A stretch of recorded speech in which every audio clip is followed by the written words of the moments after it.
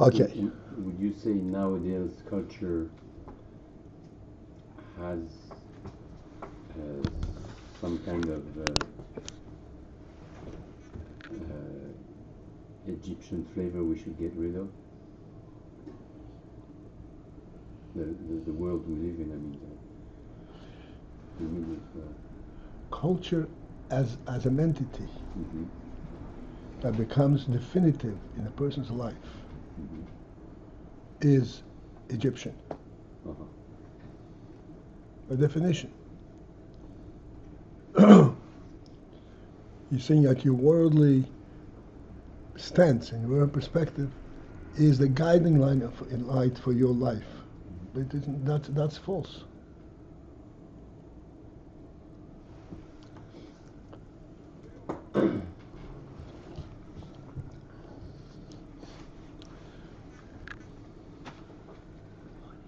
All right. Probably for the fifth time, we are starting on page Samach Zayin, and just about 6 lines from the top of the page. The line begins with the word adayan.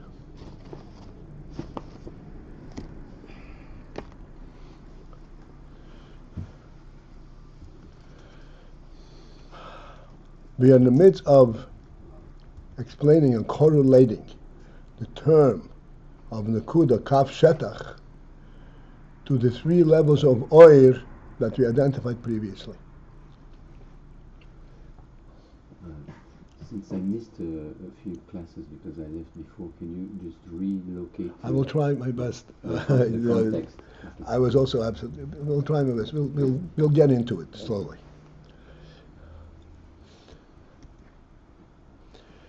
Just as a reminder, I don't know to what extent you were reviewing and to what extent we fully relate and then send the concept of oir. Oir is not an easy concept. Certainly, there is no way to grasp the principle of oir, because oir is a non-entity. Or is the impact of the presence of the Yetzer.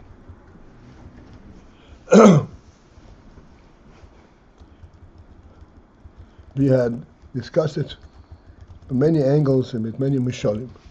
The simplest one, and probably the most challenging one, perhaps, but also the biggest influence that we can directly allude to, is, as we always say, the sun illuminates the world. And from a worldly perspective, how does the sun illuminate the world? It sends its ray, and its ray journeys all of these millions of miles, and it comes into the world and it hits the worldly object and then deflects of it. This is how it's explained. That's true.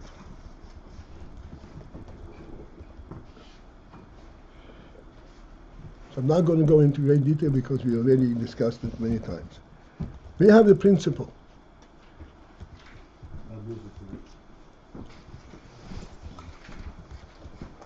That this is total misunderstanding, this is total false.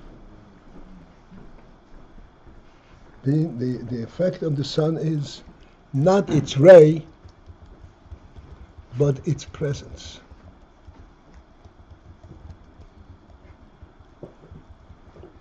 Its presence is what illuminates the world.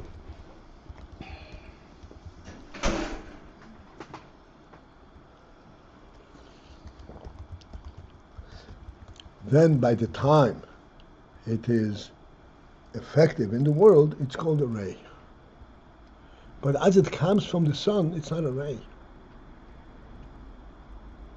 It is the impact of sun. As we explained many times, and very briefly, light is a separate creation. It's a divine creation. As it says in the Pasuk, Vayem Elokim hi oir, let there be oir. And this oir was created prior to the creation of the sun. Oir is an addition, another step in the creation of the world. It is not a natural process, phenomenon. It's not a worldly process. It's a godly gift.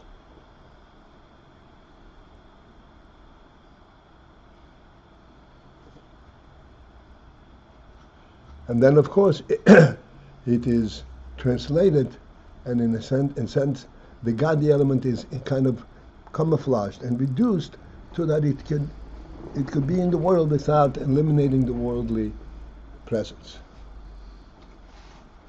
But actually, this is a godly effect upon the world.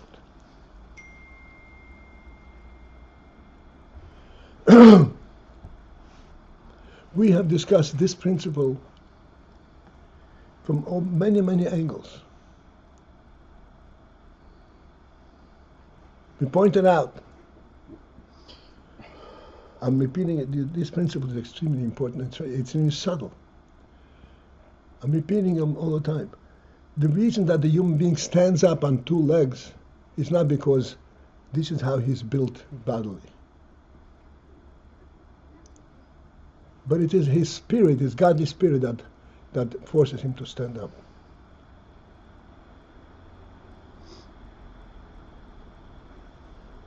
That he stands independently of the world.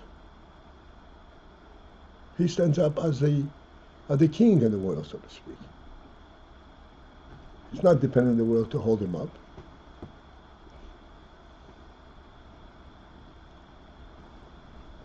This principle is repeated everywhere.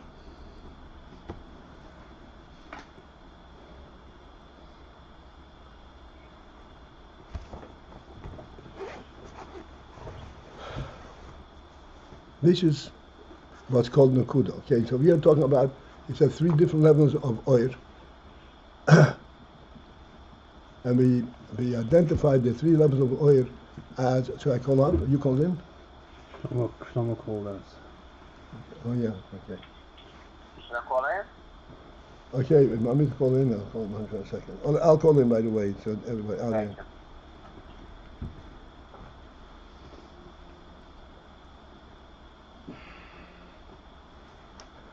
I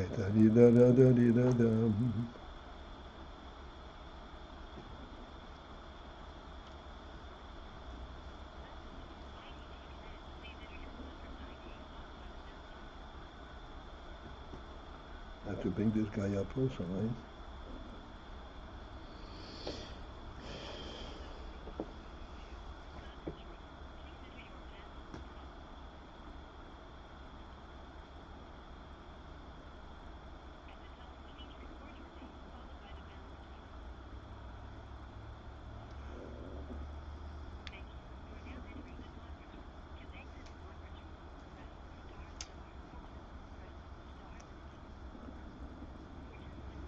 Connected to mobile device.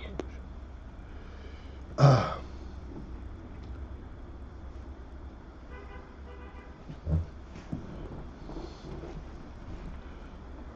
So you were saying 3 levels of ore. That's where you stopped. 3 levels, it's tough, right? Right? That's where you Yeah, when I stopped, yeah. This level of oil was way back when, and then we came to a point where we're saying that 3 levels of oil correspond to the 3 elements that have a self-identity. It's called Nakuda, Kav, and Shetach.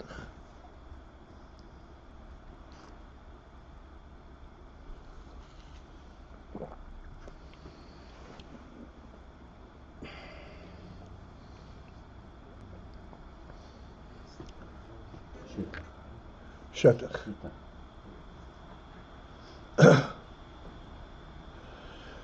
Let us, since it is we're just beginning, we're starting and understand the terms and the Kuda Kav Shetach.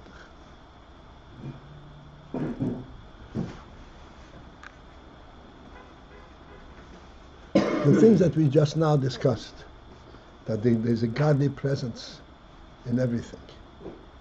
This godly presence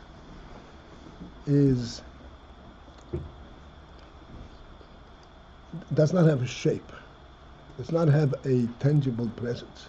It's called Nakuda. It speaks of the truth itself in a pure sense.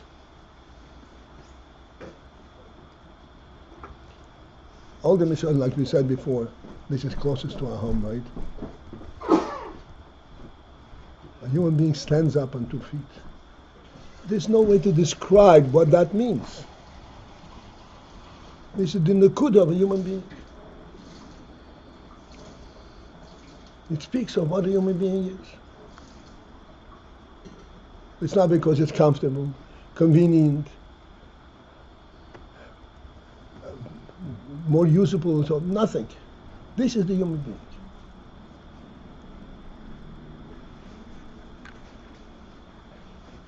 It comes in the form of a nakuda, a point, principle.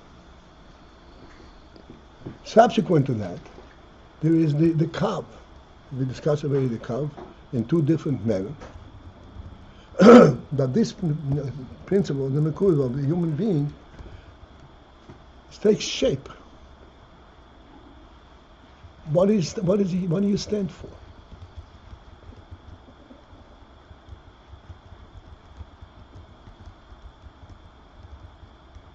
The standing, we can focus in on every detail. The standing up erect has a meaning.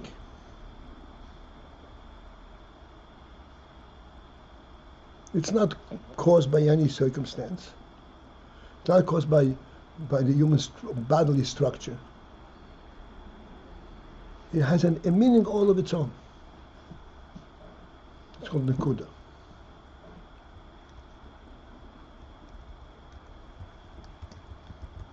Once you delve into this nakuda, you recognize that there is a content in this nakuda. Let us elaborate on this.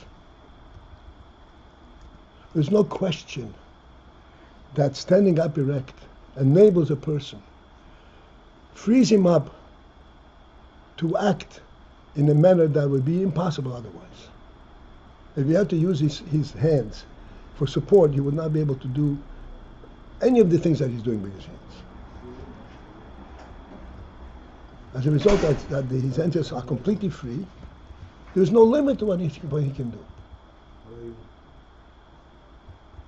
The hands can now express what's in the mind, and what's in the heart, what's in the nefesh.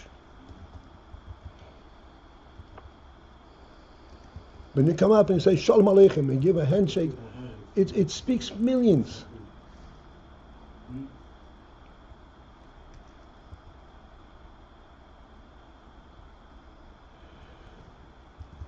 This is called the kaf. It is a draw from the nakuda of the human being.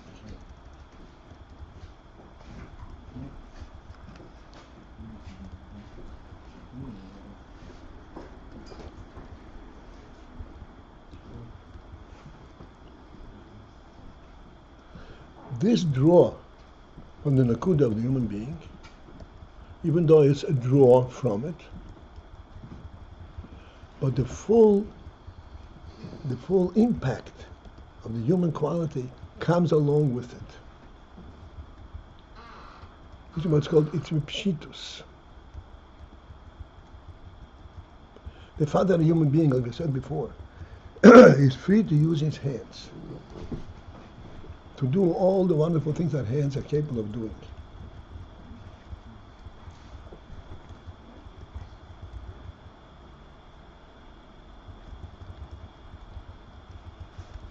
Yes, it is the capability of the hand, but it also is actually expressing the nakuda of the human being.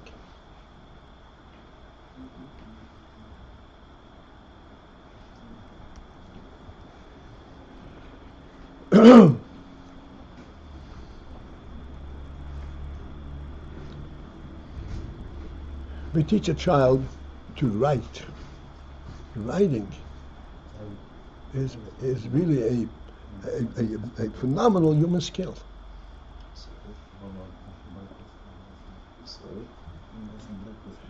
It would seem that this is just movement of the hands.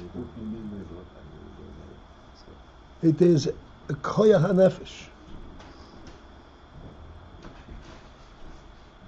And the raya is, and we have to relate to it.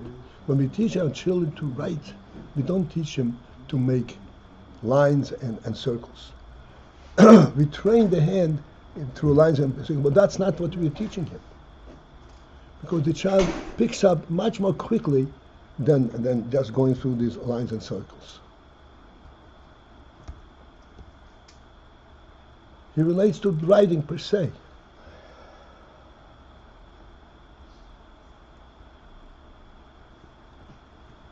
You can train a monkey to make lines and circles. For 100 years, it will not learn how to write.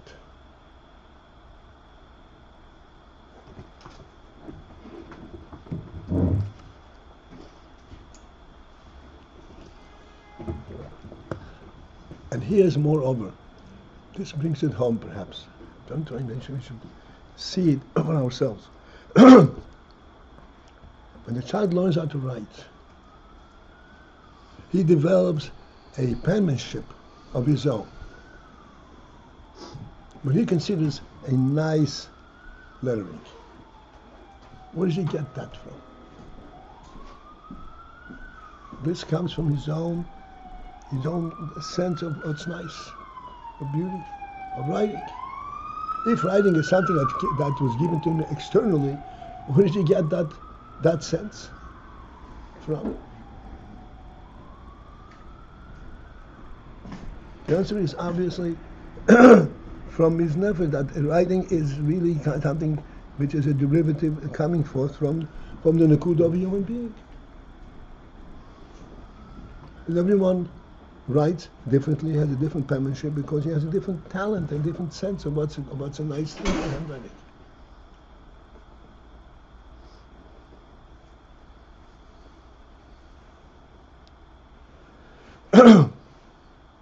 This is to point out that the kav, which is a derivative of the nakuda, is a derivative of the nakuda. It is not externally learned. And no matter what a person learns how to do with his hands, whether it's writing, drawing, painting, or fixing a machinery,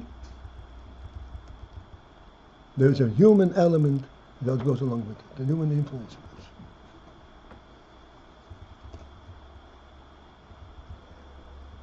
As we pointed out, this is a phenomenal thing, that a human being is supposed to tighten a screw. You'll never be able to do it right if there isn't that total view that he's actually building a car.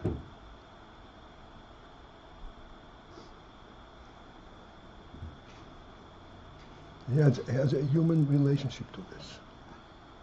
The entire impact of the human consciousness, value, goes in every aspect of action of a person.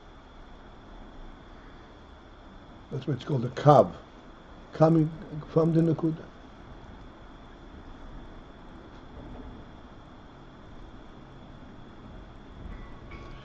Which is from the truth. What? Which is from the truth. Nakuda is. Nakuda, I said before, you weren't here. The truth. No, not truth. You heard how I explained the nakuda of a human being, yeah. That's what you said. Yeah.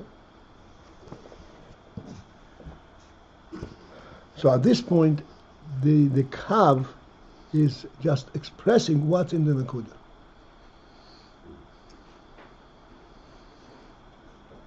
And at that point, everything that surfaces is what's called b'phinas pshitus, because it directly relates to what the human being is.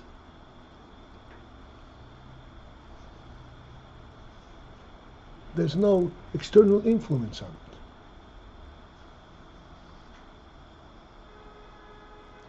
Then comes the third level, what's called shetach. Shetach is where it is externally. Its effect on the external presence, shetach. And this is where we're up to. The important thing when it comes to shetach, which is very easy to lose, and I want that we should understand, is that even when it comes into shetach, but it's actually doing something, like we said before, is actually building a car. There's a human element, the Nakuda element is still present.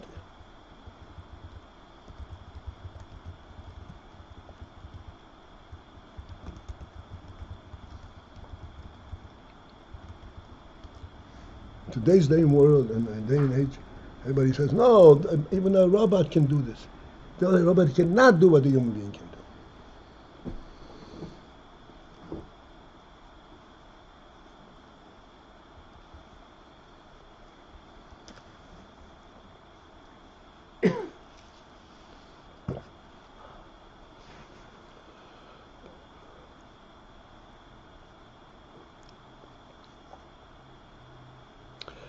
Okay, let us step in the next step, which we already did before, but now, okay, again, it's 6 lines from the top line, begins with the word adayan on page 7. V'hashetach hu, towards the end of the line, v'hashetach hu, the shetach, this is the third level, it is k'moi sheho oiros mislapshim b'kelim. Remember, Shetach is not a standalone, a separate entity. How he puts himself into something external. No. It is the state where the oir is slavish and keli. Oir, by definition, is a revelation, is a influence of the essence. In our marshal, the human being, oil is the influence of the human quality. You're putting a screw. You're carrying a burden.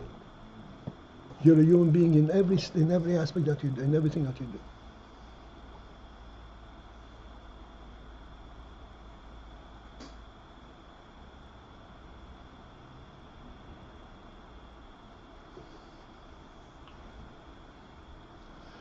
I have grandchildren who are in Ghana, in Africa.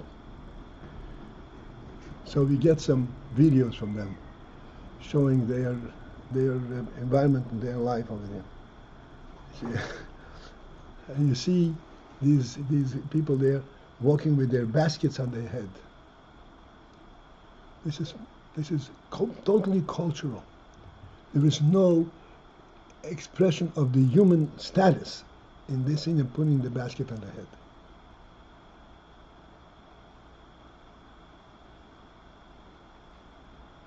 There is no human spirit in that entity. And that's true in everything and how they live. There's no difference between the head and the foot.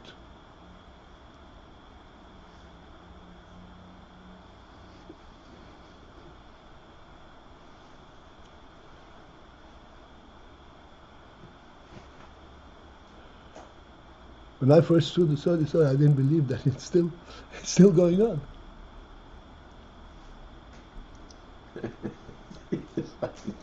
What? See how they put a grocery bag on their head. I'm sorry? I would like to see how they put a grocery. No problem. It was a big basket in there. And they say it's not true, but that's what the head is made for. If you ask them, what is the head made for? For carrying burdens. So that's a complete abuse, a loss of a human definition. A human being, a head and a hand and a foot are three different, totally different levels. It all comes from the human being, but totally different levels. So the shetach, this is what the Rebbe says, who? Listen to these words. Not the kelim per se.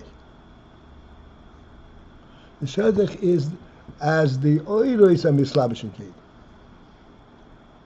which means there is a retention of the human, in our marshal, of the human principle, the nakuda, there. But it is a very mislabishin kelim. It's identifiable in a sense and a functional level.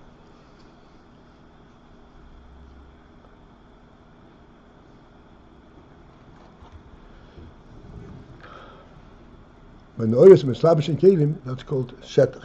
This is where the oil spreads out in an external environment. Rather than speaking for itself, it's speaking how it can affect the environment.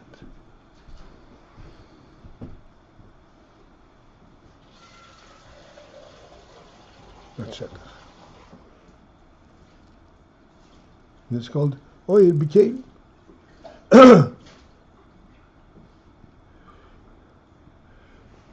Kalim is clearly an external environment, external entity. Except, of course, the keli is a keli for this oil. It approximates the oil, but it's only a keli for the oil.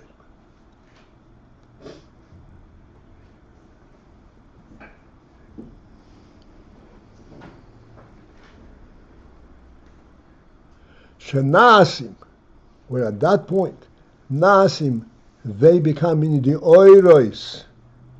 Remember, oil means the content of the nekuda. Nekuda is the content of the yetzim, or the present in yetzim. As the oil is misnasim, they become bibchinas. They come to the state where they have their own identity. Oil ha-chochma v'ha-chesed. Chochma and chesed. Rather than expressing the nekuda and expressing the yetzim.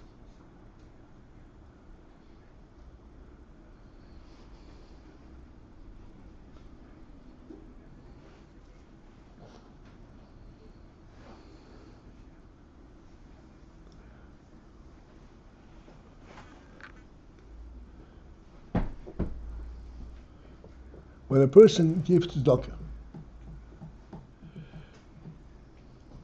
this is chesed. How is this chesed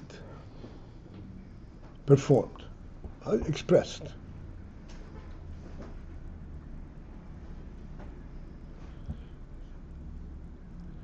Chesed is expressed by the hand, taking a penny out of your pocket and putting it in the other person's hand.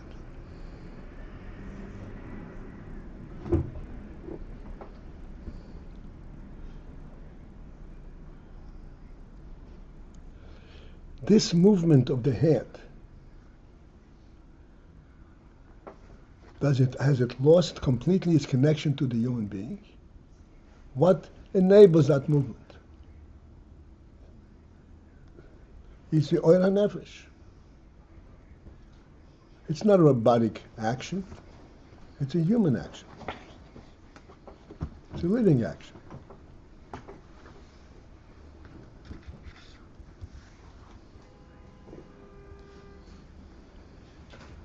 Except that this human element has been translated and reduced. The impact on the nefesh or the human being has been reduced to the extent where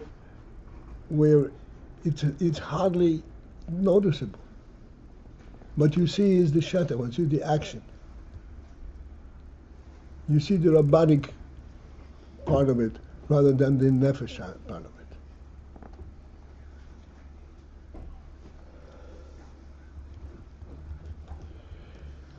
This is where the oil ha-chesed, chesed becomes an entity unto itself. But it's oil ha-chesed. It's the oil of the nefesh in a chesed form.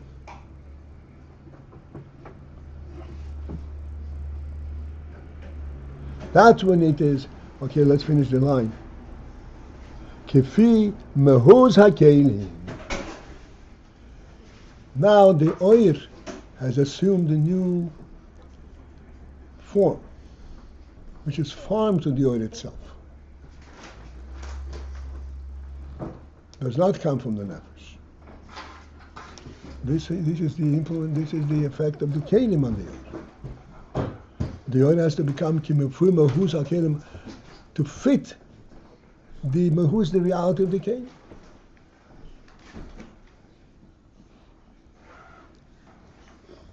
The only way to translate chesed of the nefesh in the world, in shetach, is to translate it in action, in a simple action. But it's nevertheless oir that is being translated in the muzakeli.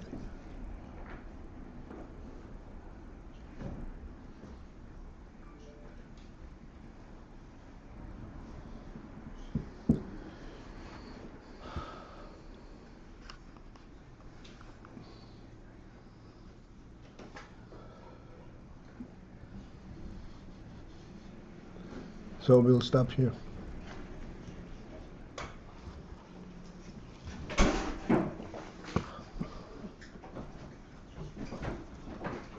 To remain on the call, press 1.